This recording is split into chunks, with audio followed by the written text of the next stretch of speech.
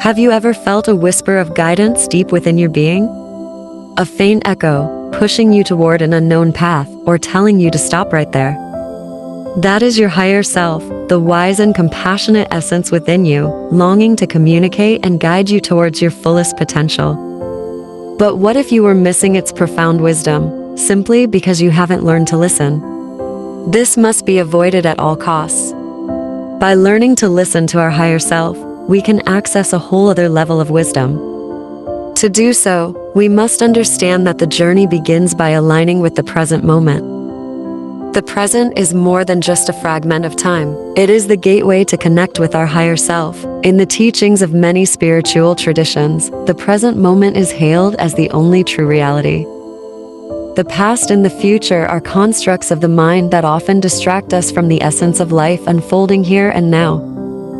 And how do we align with the present, you might think? Imagine walking through a forest, and your mind is being a whirlwind of thoughts about what awaits you tomorrow or reflections on yesterday. In this state, the beauty of the forest eludes you. The birdsong, the rustle of leaves, and the fragrance of the earth are mere background noise. However, if you pause, take a deep breath, and allow yourself to truly be in that moment, something shifts. The forest comes alive, and in that vitality, you find a part of yourself awakening. This awakened self is more receptive, calm, and connected. It is in this state of connection that the whispers of our higher self become audible. The art of aligning with the present moment is akin to the ancient practice of mindfulness. It's about being fully engaged with what we are doing, feeling, or thinking in the moment, without judgment or distraction.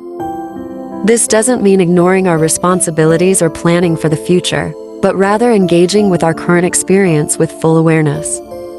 When we wash dishes, we feel the warmth of the water and the smoothness of the plates. When we eat, we savor each bite, noticing the textures and flavors. Parables from various traditions echo this wisdom. Consider the Zen parable of the tea ceremony, where preparing and drinking tea is not just a routine, but a profound practice of mindfulness. Each step, from boiling the water to mixing and pouring the tea, is done with focus and total presence, turning the mundane into the sacred. This parable teaches us that by immersing ourselves in the now, we create space for our higher self to communicate with us. But why is the present moment so powerful? Because in the present, the noise of the ego diminishes. The ego thrives in the past and the future, in regrets and worries. When we anchor ourselves in the now, the ego's grip loosens, and our true essence can shine through. It is pure, authentic, and infinitely wise. It is the part of us that knows our true path, our deepest desires, and our untapped potentials. Aligning with the present moment, therefore, is not just about mindfulness. It's about creating a conduit for our higher self to guide us, of opening our hearts and minds to the wisdom that has always been there, waiting for us to listen. As we embark on this journey of alignment, we discover that the guidance we seek is closer than we thought. It's in the gentle nudge to take a different path on our morning walk, in the sudden inspiration that arises when we are fully engaged in a task, or in the peace that envelops us when we truly listen to someone. Chapter 2: Tuning into Intuition. To listen to our higher self, we must delve into a practice deeply rooted in the wisdom of sages and mystics throughout the ages: tuning into intuition. Intuition, often described as inner knowing or a gut feeling, is a direct line to our higher self. It bypasses the rational mind, offering guidance that feels both deep and inherently right. This part of our exploration seeks to illuminate how to harness this powerful tool. Imagine standing at a crossroads with no signs or maps to guide you. Your mind may analyze each path, weighing pros and cons. But there's a part of you that already knows where to go. This knowledge doesn't shout, it whispers, gently but firmly, pushing you. That's intuition in action, a compass gifted to us by our higher self. Tuning into our intuition begins with recognizing that it speaks a different language than our logical mind. It communicates through feelings, sensations, and sometimes through symbols in dreams or meditations. To listen to it, we must learn to listen differently. One way to foster this connection is by creating space for silence and reflection. In the hustle of daily life, the voice of our intuition easily gets drowned out. By making time for stillness, we allow ourselves to hear it more clearly. This could be through meditation, quiet walks in nature, or simply sitting in contemplation. As we tune into our intuition, we open ourselves to a world of guidance and wisdom that has always been within us, patiently waiting to be heard. Spending time in nature, or simply sitting in silence with our thoughts, is key. The key is to be receptive and open without expectations. The practice of tuning into intuition is akin to learning to play a new instrument. At first, the sounds may be clumsy and uncertain, but with patience and practice, we begin to recognize the melody. Similarly, as we tune into our intuition, we learn to distinguish its guidance from the cacophony of our thoughts and emotions. Philosophical traditions like Stoicism emphasize the importance of introspection and listening to the inner voice as paths to wisdom. They teach us that within each of us lies a wellspring of knowledge untainted by external influences. By looking inward, we connect with this source. It's also beneficial to keep a journal of intuitive insights and hunches. Over time, you'll notice patterns and how often your intuition was pointing you in the right direction. This not only strengthens your confidence in your internal guidance system, but also helps clarify how your higher self communicates with you. However, tuning into intuition also requires to differentiate between fear-based reactions and genuine intuitive guidance.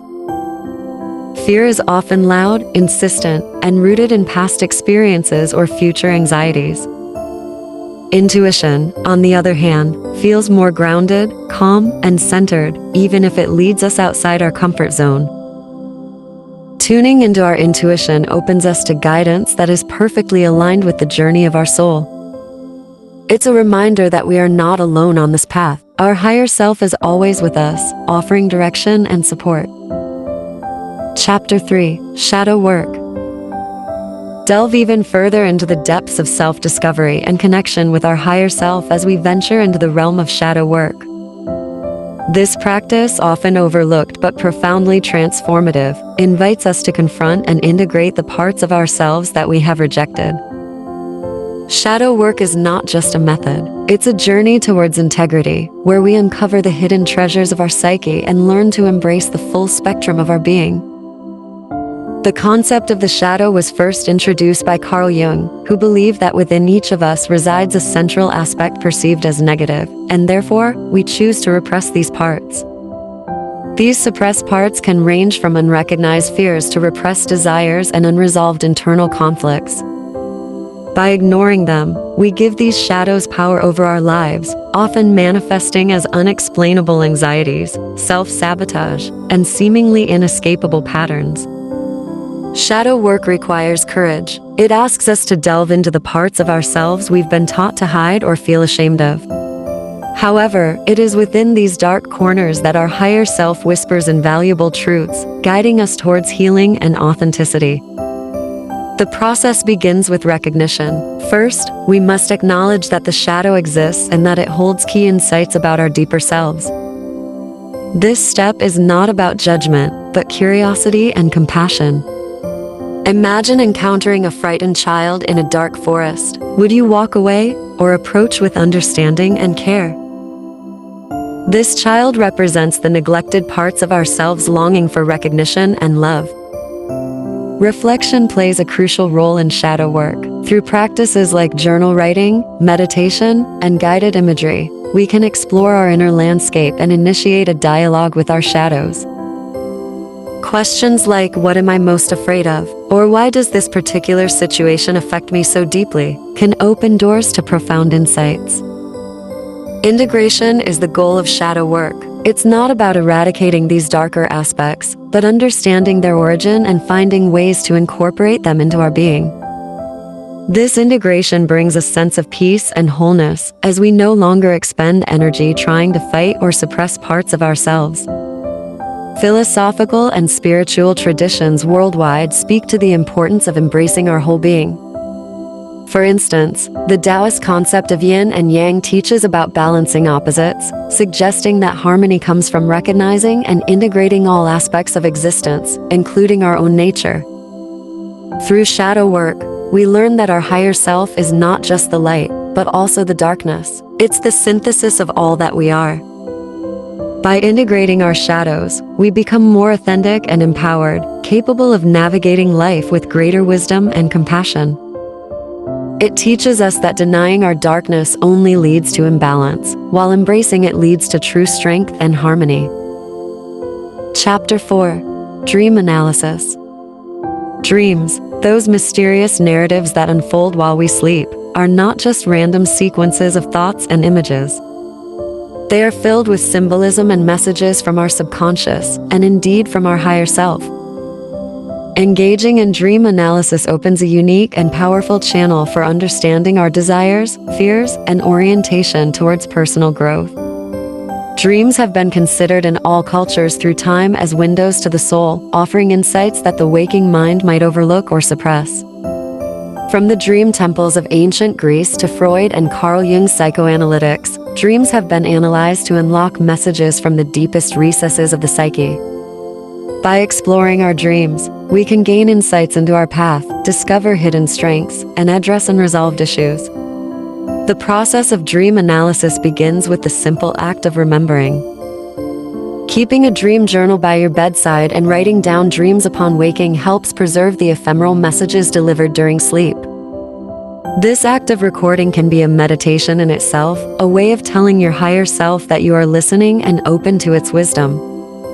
Interpreting dreams requires an open mind and patience. Dreams speak the language of symbols, where objects, people, and scenarios are not always what they seem. A house might represent the self, and the condition of the house could reflect your current emotional or psychological state. Water often symbolizes emotions, and the state of the water, calm, stormy, clear, murky, can offer insights into your emotional well-being. The process is not about applying universal meanings, but exploring what the symbols and narratives mean personally to you. It involves asking yourself how you felt in the dream, the significance of highlighted symbols, and their importance in your waking life. This introspective practice can illuminate your deepest desires or fears, and even reveal steps you may need to take towards healing and fulfillment. According to Jung, our dreams are not just personal, but connected to a universal bank of symbols and shared themes among all humans. By deciphering these symbols, we can connect not only with our higher self, but also with the collective wisdom of humanity. Dream analysis is also a practice of mindfulness. It encourages us to live more attentively to our inner world, recognizing the interconnection of our conscious and unconscious lives. By paying attention to our dreams, we affirm the value of our internal experiences, fostering a deeper relationship with ourselves. Consider the story of the dreamer who, lost in a vast desert in their dream, discovers an oasis with a single tree in the middle. The dreamer sees this tree as a symbol of resilience and nourishment. Upon waking, they reflect on this symbol, realizing their need for self-care and connection with nature in their waking life. This dream, a message from their higher self, prompted a significant change in their life path. Dream analysis is a journey into the depths of the self, a dialogue with our higher self that can illuminate, challenge, and inspire. It is an invitation to explore the uncharted territories of our subconscious, revealing layers of meaning and guidance that can profoundly impact our waking life. If you've made it this far, congratulations, you're one of the few people who have the ability to pay such close attention. Let me know you've reached the end by commenting, "I'm awake." And with that, we conclude today's lesson. If it helped broaden your mind, we would greatly appreciate it if you could leave a like and subscribe to continue learning about topics as interesting as this one. Until next time, thank you for your attention, and a great journey to you.